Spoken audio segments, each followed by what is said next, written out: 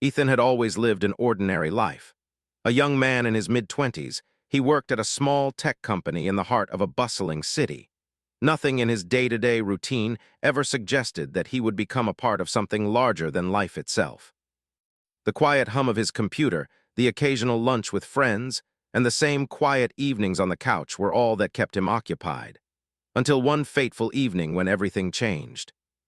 The night sky that had always been a familiar backdrop to his life suddenly became the center of attention. It started with a bright flash. At first, people thought it was a meteor streaking across the sky, but the object didn't disappear. It slowed down, hovering silently in the air as if it was waiting for something. Soon, the city was filled with sirens, the sound of helicopters buzzing overhead, and people rushing to their windows to witness the impossible. Ethan was no different. He ran to the window of his apartment and stared up at the colossal object hovering above the skyline. It was huge, with shapes that didn't belong to anything he had ever seen before.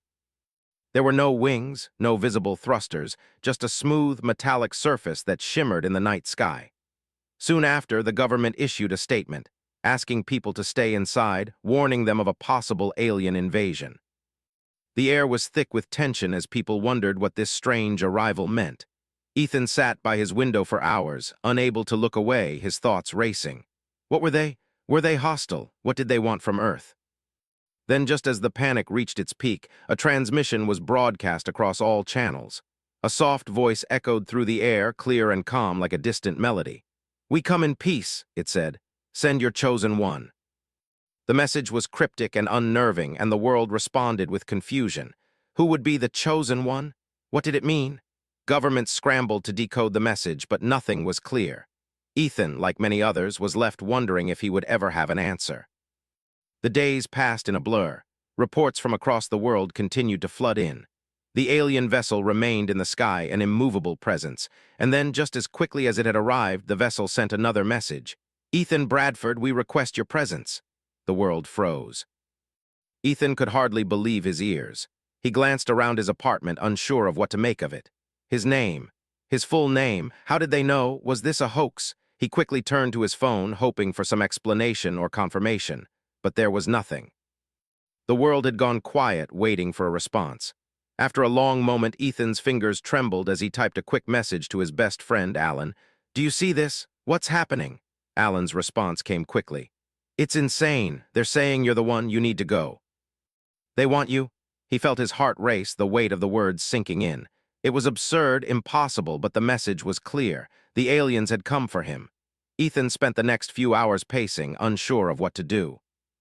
He had always been a skeptic, dismissing conspiracy theories and UFO sightings as nonsense. But this was real. The aliens had targeted him. It was as if his whole life had been leading up to this moment. After a sleepless night, Ethan made his decision. He had no idea what he was walking into, but it seemed that his life and the fate of humanity depended on it. He packed a small bag, grabbed his phone, and left his apartment, feeling the weight of the unknown settle on his shoulders.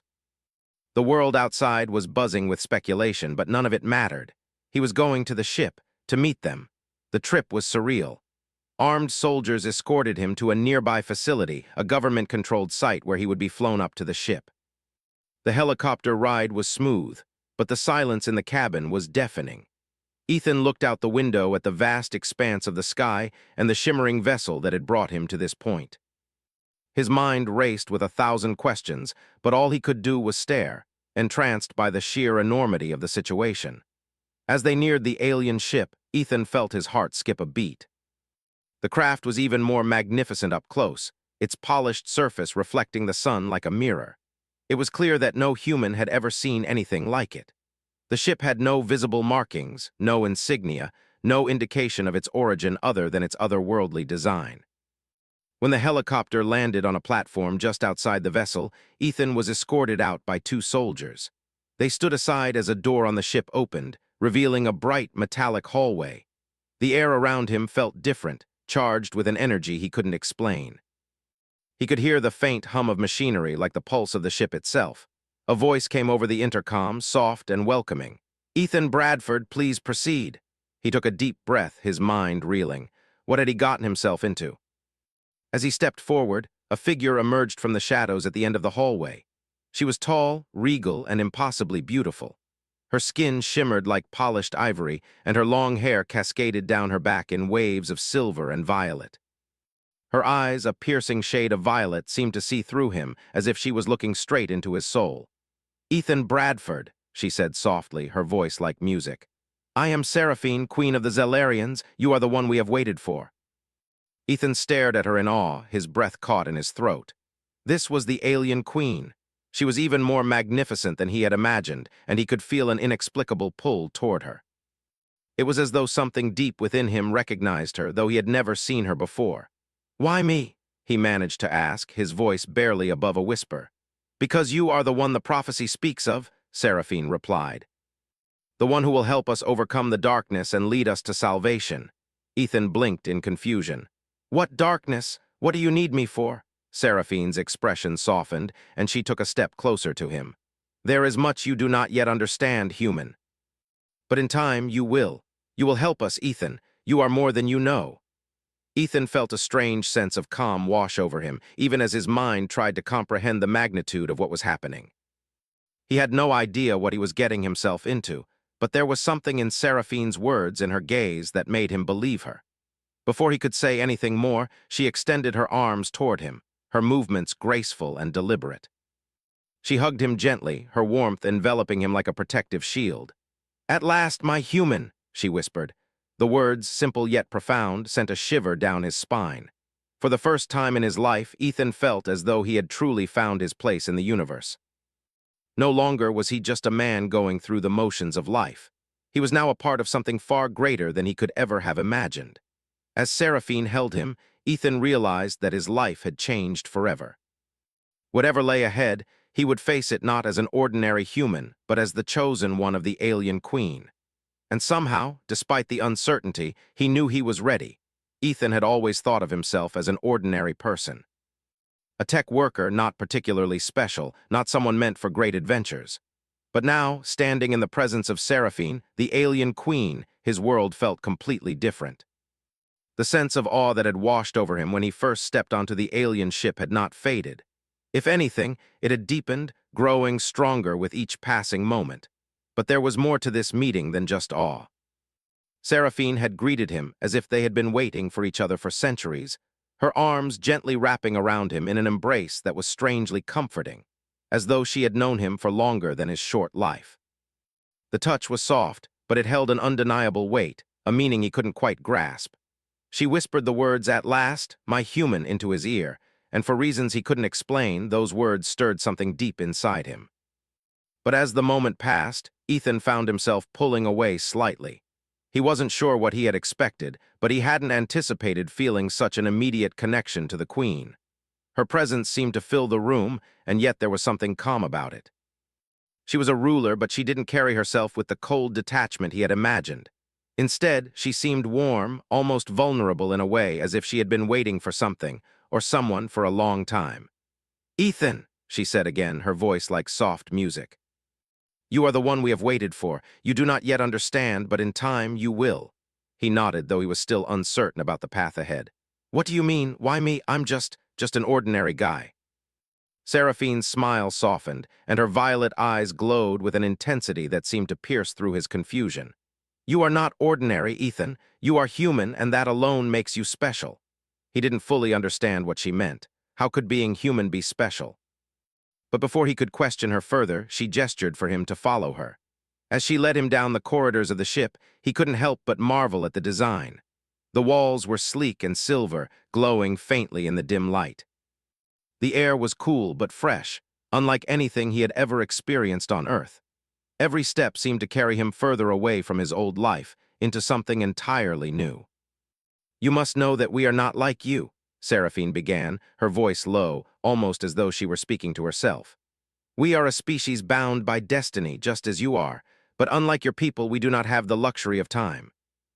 Our world has suffered for centuries, and now we are on the brink of collapse." Ethan frowned, trying to process what she was saying. "What do you mean? Why do you need me?" "We need you, Ethan, because you are the key. The prophecy foretold that a human, someone from Earth, would come to us. You will lead us, guide us, and give us the hope we have lost." He stopped walking, unable to fully grasp the weight of her words. But I don't know anything about leading an entire civilization, about saving a world. I'm just a tech guy. Seraphine turned to face him, her eyes filled with both compassion and sadness. The prophecy does not require you to be a king, Ethan. It requires only that you help us remember who we are. The humans of Earth possess something that our people have forgotten: hope. Your kind have endured so much on your own world, yet you have never lost that spirit. It is what we need. Ethan could only stare at her, trying to understand. You're asking me to help you lead your people? Yes, she said simply. You will not lead us as a ruler, but as a guide. Our people have lost their way. I have led them for centuries, but I am tired. I have fought against the darkness for too long, and it has taken its toll on me and my people. But with your help, we can restore balance. Her words carried an undeniable weight, and Ethan could feel the gravity of her request pressing down on him. He had no idea what he was stepping into, but the sincerity in Seraphine's voice told him this was something important, something he could not walk away from. The next few days were a blur. Ethan spent his time learning about the Zelarians, Seraphine's people. They were an ancient race, more advanced than humanity in many ways, yet they had been plagued by war and political strife for centuries. Seraphine had come to power when her planet was on the verge of collapse, but even with her leadership, the Zelarians had been unable to find peace. Their technology was vast, their knowledge boundless, yet they lacked something crucial: hope, unity, and a sense of purpose. As he spent time with Seraphine, Ethan began to understand the weight of her position. She had ruled her people for centuries, and the burden of leadership had taken its toll on her. She was tired, worn down by the constant battles, both external and internal. Yet there was a fire in her that still burned brightly. She had not given up, and neither had her people. The more Ethan learned, the more he realized that he wasn't just an outsider in this strange world. His humanity, his simple existence as a human, was the thing that made him unique. The Zelarians had lost their connection to the basic qualities of life, to hope and resilience. And somehow, despite his lack of experience, Ethan had become the symbol of everything they had lost.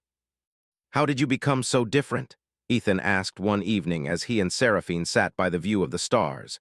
You're so powerful. I can't imagine what it must be like to carry the weight of an entire civilization on your shoulders. Seraphine sighed, her gaze drifting toward the stars. I did not choose this, Ethan. I was born into this position just as you were born into your world. But unlike you, I was raised with a sense of duty, a sense that I must carry the burden of my people's survival. It is not a burden I carry lightly. Ethan looked at her, his heart filled with empathy. It sounds lonely. She turned to him then, her eyes locking onto his. It is, but that is the price of leadership. It is the price of protecting my people. I would have given anything to not have to carry this burden, but it is mine to bear. Ethan sat quietly for a moment, letting her words sink in. He had never truly thought about leadership in such a way. On Earth, leaders were often seen as figures of power, but they were also human, with their own struggles and flaws. Seraphine's words had brought that to light in a way he hadn't expected. The days turned into weeks, and as Ethan spent more time with Seraphine, he began to see her not just as a ruler, but as a person. She was not perfect, far from it. She had made mistakes, she had been hurt, and she had lost more than anyone should have to bear. But she was also strong, determined, and dedicated to her people. Ethan had never known anyone like her, and slowly, as they spent more time together, Ethan began to feel something stirring inside him. It was subtle at first, just a flicker of connection, a sense that he wasn't just helping her because of some prophecy, but because he wanted to. There was a bond between them, one that was built on trust, understanding, and the shared desire to see her people succeed. One night, as they stood outside the ship watching the stars, Seraphine turned to him, her voice barely above a whisper. I am grateful for you, Ethan. You have shown me what I had forgotten, the strength of the human spirit. Ethan looked at her, his heart beating faster. I'm just doing what I can. You're the one who's been carrying all of this. Seraphine smiled softly. But you are the one who will help me find my way. You are the one who will help me save my people. Ethan didn't know what the future held, but he knew one thing for sure. He wasn't going to turn away from this. Whatever challenges lay ahead, whatever trials they would face together, he would stand by her. They had a chance, a real chance, to bring hope to a people who had long forgotten it. And that, Ethan thought, was worth everything. The days that followed were filled with training, discussions, and constant learning. Ethan had never imagined that his life would take such an unexpected turn. He was no longer just a man from Earth. He was now part of something larger, something far beyond the boundaries of his old world. Each moment he spent with Seraphine, the alien queen, seemed to pull him deeper into her world, and he was beginning to feel like he belonged. Their connection had grown stronger with each passing day. What had started as confusion and uncertainty had blossomed into something more, something profound. As the queen shared her dreams, her fears, and the weight of leadership with him, Ethan realized that he wasn't just helping her fulfill a prophecy. He was becoming an integral part of her life, of her world. One evening, as they stood together in a quiet observation chamber of the ship, looking out at the stars, Seraphine spoke in a voice filled with both sadness and hope. "Do you know, Ethan," she began, "our people once believed that the stars were a symbol of our connection to the universe. But now they are just lights in the sky, distant and unreachable." Ethan looked at her, his heart heavy with the weight of her words. He had never thought of the stars in such a way. To him, they were a constant source of wonder, a reminder of how small his world was in the grand scheme of things. But to Seraphine and her people, the stars had once been a source of inspiration, a symbol of hope that had faded over time. "I never realized," he said softly, "how much of a burden your people carry. I see the weight in your eyes every time you speak of your past. But you've held on for so long, you've done everything you can." Seraphine turned to face him, her violet eyes glowing with a mix of gratitude and exhaustion. "I have held on, yes, but now I need help. I cannot do this alone. The darkness that has plagued my people for so long is too strong for one person to defeat. But you," she paused, her voice catching slightly. "You give me hope, Ethan. You remind me of what it means to believe in something better." Ethan felt his chest tighten at her words. He had never imagined that he would be the one to help lead an alien civilization. He was just a human from Earth, someone who had never asked for greatness. But here he was, standing beside the alien queen, the future of an entire species resting in their hands. He knew he couldn't back down, not now, not when Seraphine had placed so much trust in him. "I'll do everything I can," he promised, his voice steady and firm. "You don't have to carry this alone, we'll do it together." Seraphine smiled softly, a rare, genuine smile that reached her eyes. "I believe in you, Ethan. You are the strength my people need." The days grew more intense as the preparations for the final confrontation began. Seraphine's enemies were not just external. They were also within her own court, in the hearts of those who had once supported her. Some of them feared the prophecy, fearing that the arrival of a human would bring ruin instead of salvation. Others were simply power-hungry, wanting to use the unrest to seize control for themselves. But Seraphine had never backed down from a challenge, and neither would Ethan. Together, they began to form a plan, one that would unite the different factions within her people and bring them all together for the common good. It wasn't easy, and there were many moments of tension, but Ethan never wavered. He could feel the Queen's belief in him, and that belief pushed him forward, even when doubt threatened to cloud his mind. One evening, as they sat in a private chamber discussing their strategy, Seraphine turned to him with a look of quiet determination. "We must confront the council," she said. "The leaders who seek to divide us. They will not accept me leading with the guidance of a human, but if we do not act now, we will lose everything." Ethan nodded, understanding the weight of her words. "Then we'll face them together." "I'll stand with you, Seraphine, no matter what." Her eyes softened as she looked at him, and for a moment, the tension that had built between them seemed to melt away. She stepped closer to him, her voice almost a whisper. "You are more than I could have ever hoped for, Ethan. I never imagined I would find someone like you, someone who understands the burden of leadership, someone who doesn't shy away from it." Ethan felt his heart race as she reached out and gently took his hand. The touch was electric, sending a warmth through his body. For the first time since his arrival, he realized how much he had grown to care for her. Not just as a queen, not just as someone he was helping, but as a person, someone he admired, someone he had come to love. He squeezed her hand gently, his voice steady but filled with emotion. "I'm here for you, Seraphine. We're in this together. Whatever happens, we face it as one." Her eyes searched his for a long moment, and then, slowly, she leaned in, her lips brushing against his in a soft, lingering kiss. The kiss was tender, filled with the unspoken understanding of the bond they had formed. In that moment, everything else faded away. The weight of their responsibilities, the looming battle ahead, all seemed insignificant compared to what they shared in that one kiss. When they pulled away, neither of them spoke for a long time. The silence between them was not uncomfortable, but rather a quiet recognition of what had just transpired. They had crossed a line together, and there was no going back, but neither of them wanted to go back.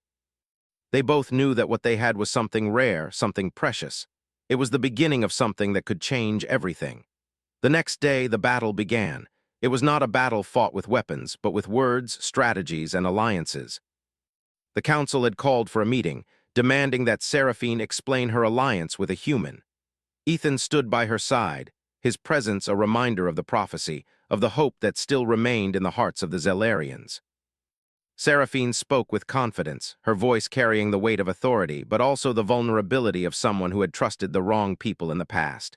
"You fear change," she said to the council. "You fear that what is familiar will be lost, but change is inevitable. It is what will save us. We have been divided for too long. If we are to survive, we must unite not as rulers and subjects, but as one people. And that is why Ethan is here. He is the key to our future." The room was silent for a long moment, the council members exchanging wary glances. But Seraphine stood tall, her gaze unwavering. Ethan could feel the tension in the air, but he didn't falter. He had made his decision, and he would see it through. They had come too far to turn back now. One by one, the council members spoke, their voices filled with doubt and resistance. But Seraphine's calm, measured words slowly began to sway them. She spoke not just as a queen, but as a leader who understood the struggles of her people. She spoke of hope, of unity, and of the future they could build together. As the meeting drew to a close, it was clear that Seraphine had won. The council had reluctantly agreed to her plan, acknowledging that the future of their people lay in unity, not division. And as the room emptied, Ethan felt a sense of relief wash over him. They had done it. They had united her people, and they had taken the first step toward a brighter future. As they walked back to their private chambers, Seraphine turned to him, her eyes filled with pride and gratitude. "We did it," she said softly. "You helped me, Ethan. You helped me save my people." Ethan smiled, his heart swelling with pride. "We did it together." And as they stood together, looking out at the stars once more, Ethan realized that he had found his place in this world. Not just as the chosen one of a prophecy, but as a partner, a leader, and someone who had made a difference. He was no longer just a man from Earth. He was part of something far greater, something that could change the universe. Together, he and Seraphine had found their way. And together they would face whatever the future held, united, strong, and full of hope.